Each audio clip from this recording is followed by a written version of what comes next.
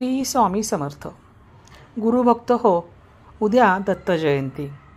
प्रत्येकाने गुरुचरित्राचं पारायण नक्कीच केलेलं असणार आहे. गुरुचरित्राचे सगळेच अध्याय खूप महत्त्वाचे आहेत आणि खूपच फायद्याचे आहेत, फायदे देणारे आहेत. ज्यामुळे आपल्याला सगळ्यात महत्त्वाचा फायदा हा होतो की गुरुचरित्र वाचल्यामुळे आपल्याला मानसिक शांती मिळते, आरोग्याची प्रगती होते, घरामध्ये असलेले वादविवाद, तंटे बखेडे हे सगळे संपतात आणि घरामध्ये शांतता निर्माण होते. गुरुदत्तांनी म्हटलेलंच आहे की जिथे शांतता असते तिथे मी नेहमी वास्तव्य करतो. गुरुदत्तांना अशाच ठिकाणी राहायला आवडतं जिथे खूप शांतता आहे. परंतु हे सगळे गुरुचरित्राचे जे आपण अध्याय वाचतो, 52-53 अध्याय हे आहेत. 53व्या अध्यायामध्ये संपूर्ण या अध्यायांची संक्षिप्त माहिती दिलेली आहे. तर ह्यामधला सगळ्यात महत्त्वाचा अध्याय कोणता आहे तर 14वा आणि 18वा हा अध्याय सगळेजण महत्त्वाचा आहेत असं म्हणतात.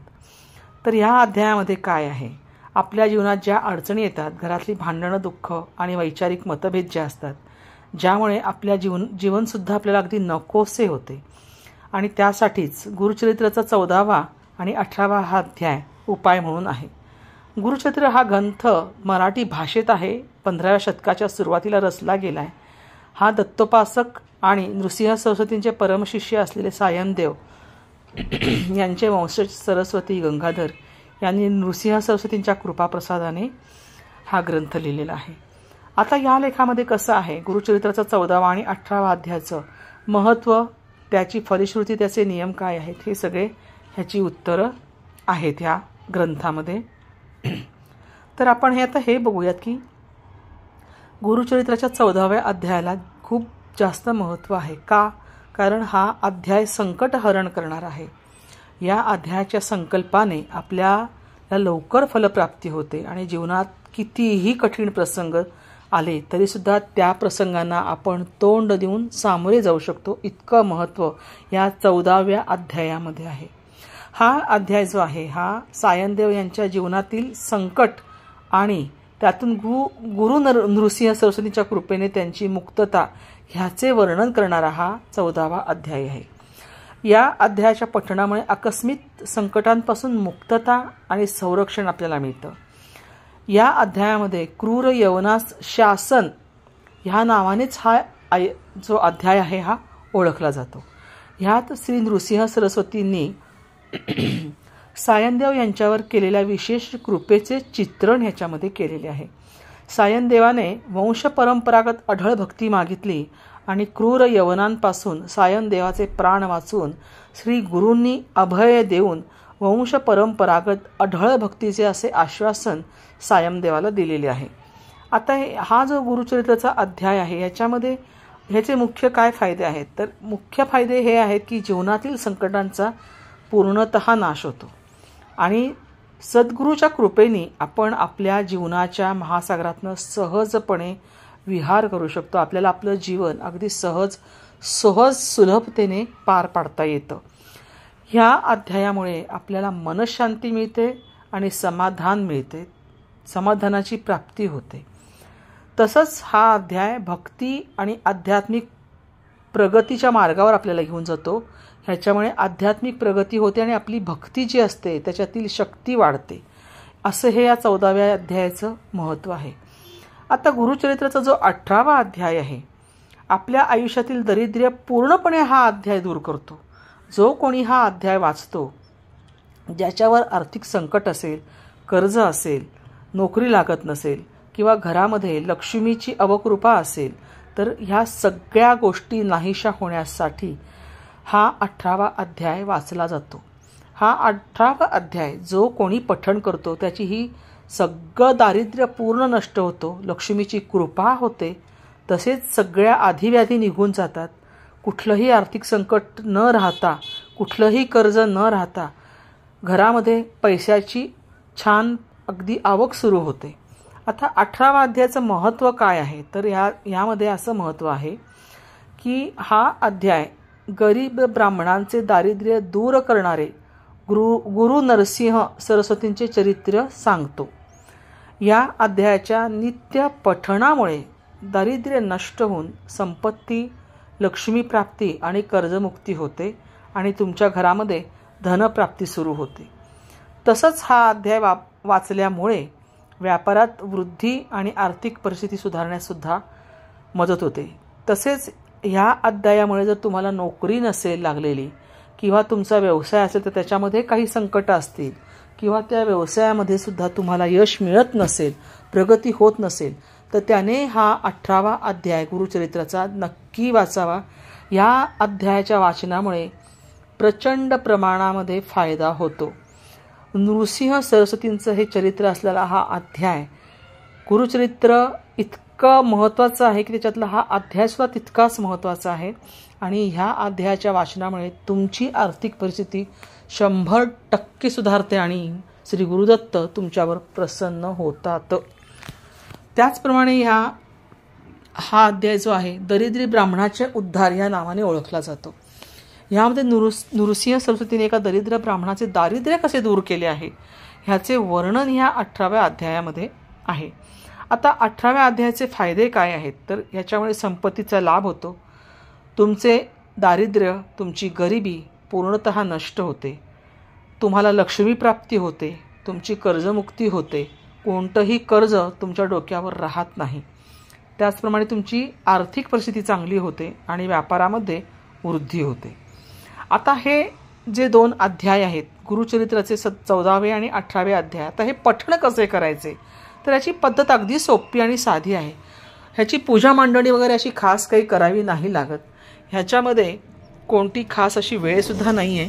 तुम्ही कोणत्याही वेळेला तुमच्या सोयीनुसार करू शकता आणि हे वाचन तुम्हाला हवं तसं तुम्ही हवे त्या वेळेस करू शकता. ह्याच्यामध्ये सकाळ, संध्याकाळ किंवा तुमच्या सोयीनुसार तुम्ही ह्याचे पठण करू शकता.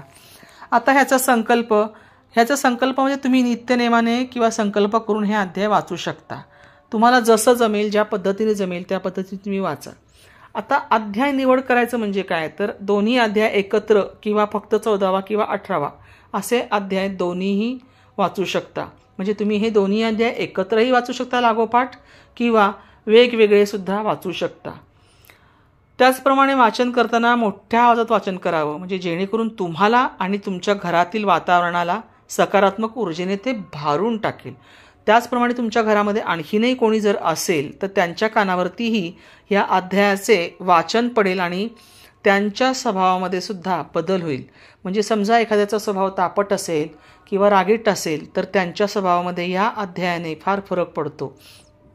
त्याचप्रमाणे आता हे अध्याय वाचल्यानंतर तुम्हाला नैवेद्य काय दाखवायचं आहे तर नैवेद्य म्हणजे काय तर तुम्ही दत्तगुरूंची आरती हे वाचन झाल्यानंतर श्री दत्तगुरूंचा फोटो पुसायचा, त्याला छान अष्टगंध लावायचं, फुलहार घालायचा, त्यांना नैवेद्य दाखवायचा. आता नैवेद्य म्हणजे तुम्ही काहीही दाखवा, साखर, दूध किंवा दूध साखर किंवा खडीसाखर असा नैवेद्य तुम्ही या वाचनानंतर आरतीनंतर तुम्ही दाखवू शकता. आता संकल्पयुक्त सेवा म्हणजे काय आणि ती कशी करावी तर सेवा म्हणजे तुमच्या म्हणजे तुमची काही एखादी इच्छा असेल तर ती इच्छेची पूर्ती करण्यासाठी किंवा देवतेला त्यासाठी प्रसन्न करण्यासाठी किंवा आध्यात्मिक उन्नतीसाठी केलेली निश्चित कालावधीची सेवा असते.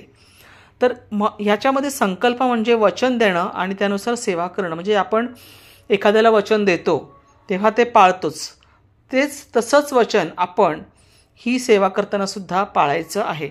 जर तुम्हाला एका विशिष्ट हेतूने जर काही वाचन करायचं असेल तर तुम्ही त्यासाठी तसा शब्द द्यायचा आणि त्याप्रमाणे ते वाचन पूर्ण करायचं आणि पूर्ण केल्यानंतर तुमची शब्दपूर्ती पण तुम्ही करायचं म्हणजे वचनपूर्ती करायची. आता याचा संकल्प म्हणजे काय असतं तर शुद्धीकरण करण्यासाठी थोडं पाणी, अक्षता आणि फुलं हातात घेऊन स्वतःचं नाव आणि गोत्र घेऊन संकल्प करायचा. उद्देश तुमचा काय आहे तो सांगायचा. म्हणजे अडचणी दूर करणे असेल किंवा कुटुंबाच्या कल्याणासाठी असेल किंवा नोकरी लागण्यासाठी असेल किंवा कोणाच्या लग्नासाठी असेल असा काही उद्देश असेल तर तो उद्देश बोलायचा. आता कालावधी म्हणजे तुम्ही हे पठण किती दिवस करणार आहे हे निश्चित करायचं. म्हणजे 11 दिवस की 21 की 51 की 108 किंवा 11 गुरुवार, 21 गुरुवार, 51 गुरुवार तुम्हाला कशा पद्धतीने हे पठण करायचं आहे ते बोलायचं. त्याचप्रमाणे प्रार्थना करायची. म्हणजे श्री दत्त महाराजांना पठण निर्विघ्नपणे पूर्ण करून घ्या आणि मान्य करून घ्या. म्हणजे पठण मी जे करतो आहे ते पूर्णही करून घ्या माझ्याकडनं, अगदी कोणतंही संकट न येता पूर्ण करून घ्या आणि मी जे करतो आहे वाचन ते तुम्ही मान्यही करून घ्या, अशी ही जी प्रार्थना आहे ती देवाला म्हणजे श्री गुरुदत्तांना आपण करायची. आणि मग ते आपण हातात धरलेलं जे पाणी आहे संकल्पाचे पाणी हे तांब्याच्या ताम्हणात सोडून द्यायचे, नंतर ते तुळशीला किंवा कुठल्याही झाडाला घालायचे. तर अशा पद्धतीने तुम्ही संकल्प घेऊ शकता. आणि कुटुंबातील सदस्यांसाठी संकल्प जर करायचा असेल, म्हणजे एखाद्या व्यक्तीला बाधा असेल, कामात अडचण येत असेल, तर त्याच्यासाठी सुद्धा तुम्ही संकल्प घेऊ शकता. आणि समजा तुमचा म्हणजे मित्रपरिवार असेल त्यांच्यासाठी पण तुम्ही घेऊ शकता. फक्त त्यांचं नाव, त्या व्यक्तीचं गोत्र असं सगळं तुम्हाला सांगावं लागतं. तर भक्त हो, तुम्ही हे आपण जे आत्ता हे नियम सांगितले आहेत ते सगळं त्या पद्धतीने तुम्ही सगळं संकल्प म्हणा, तुमचे जे काही वचन आहे ते घ्यायचं. फक्त एकच काळजी घ्यायची याच्यामध्ये की तुम्ही जेव्हा गुरुचरित्राचं वाचन करता तेव्हा असं सात्विक जेवण पाहिजे. त्या सात्विक जेवणामध्ये कांदा लसूण नको, नॉनव्हेजचं तर नावही घ्यायचं नाही. आणि तुमचा जो संकल्प असेल त्या दिवसामध्ये तुम्ही तेवढ्या दिवसाच्या संकल्पामध्ये कुठलंही असं अहितकारक जेवण करायचं नाही किंवा खायचं नाही. आणि महिलांनीसुद्धा हे करत असताना त्यांचे जे दिवस असतील त्याच्यात 6 ते 7 दिवसांचं सेवा जी असेल ती टाळायची, त्याप्रमाणेच त्यांनी ते पठण करायला घ्यायचं.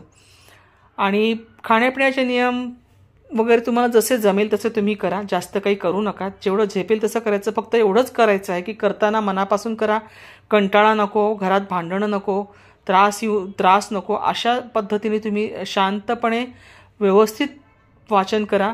आणि नकारात्मकता विचारांपासून दूर ठेवायची आपली, आणि महाराजांवर विश्वास ठेवा. बस एवढं तुम्ही जरी केलं तरी तुमच्यासाठी खूप आहे. आणि श्री दत्तगुरू महाराज तुमच्यावर 100% प्रसन्न होतील. तर 14वा आणि 18वा अध्याय याचे पठण तुम्ही जरी केले तरी खूप तुम्हाला चांगले म्हणजे फलप्राप्ती होऊ शकते. किंवा ज्यांना गुरुचरित्राचं पारायण अजिबातच जमत नाही आहे, बसायला होत नाही आहे, गुडघे दुखत आहेत, पाठ दुखत आहेत, असा जर त्रास होत असेल तर त्यांनी फक्त दत्त जयंतीच्या दिवशी सकाळी उठून तुम्ही जर आंघोळ वगैरे करून शुचिर्भूत होऊन बसलात, पूजा केलीत व्यवस्थित, आणि मग तुम्ही जर फक्त शेवटच्या अध्यायाचं जर वाचन केलं ज्याच्यामध्ये पूर्णतः संपूर्ण सारांश दिलेला आहे, तरीसुद्धा श्री दत्तगुरूंना चालतं. कोणतंही अशा बाबतीत दत्तगुरू कडक नाही आहेत. तेव्हा तुम्ही एवढं सगळं करा, तुम्हाला निश्चित फलप्राप्ती होईल आणि दत्तगुरू तुमच्यावर नक्की प्रसन्न होतील.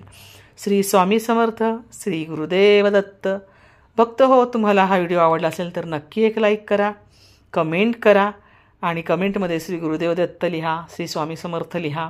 त्याचप्रमाणे तुम्ही जर नवीन असाल तर सबस्क्राईब करा, आणि त्याचप्रमाणे बेल आयकॉनवरती सुद्धा क्लिक करा, म्हणजे तुम्हाला नवनवीन माहितीसह व्हिडिओ प्राप्त होतील. श्री स्वामी समर्थ.